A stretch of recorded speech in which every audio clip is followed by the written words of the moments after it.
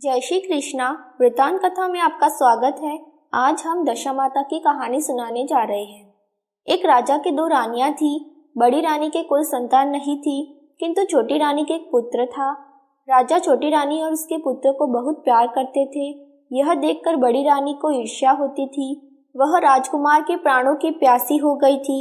बड़ी माँ ने उसके गले में काला सांप डाल दिया।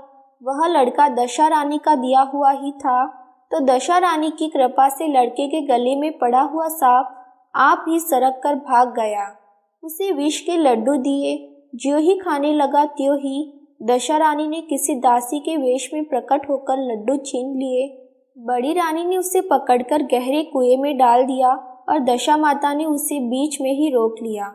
जब दोपहर का समय हुआ और कुंवर कहीं दिखाई न दिया, तब राजा रानी को बड़ी चिंता हुई।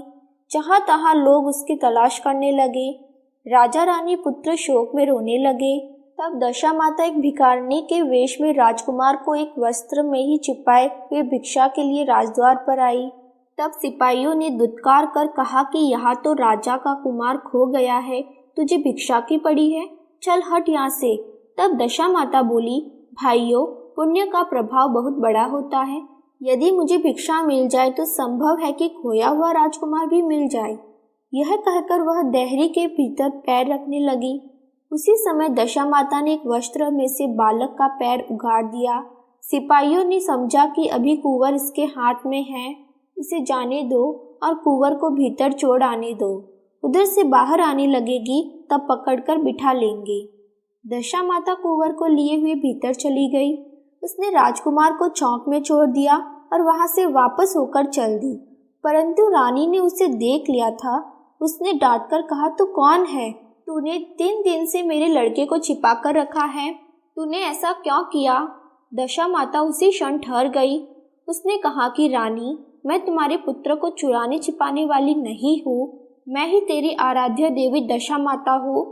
तुझे सचेत करने आई हूँ कि तेरी सौत तुझसे ईर्ष्या रखती है, वही तेरे पुत्र को मारना चाहती है।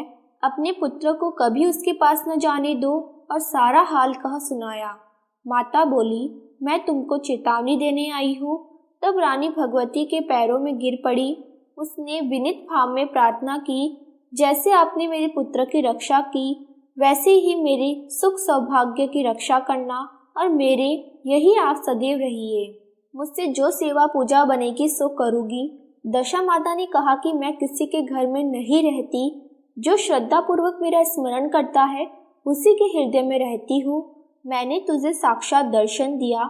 इसके उपलक्ष्य मैं तुम सुहागिनों को न्योत कर उनको यथाविधि आदर सत्कार से भोजन कराओ और अपने नगर में तथा राज्य में ढिंढोरा पिटवा दो कि सभी लोग मेरा डोरा लिया करे और व्रत किया करे।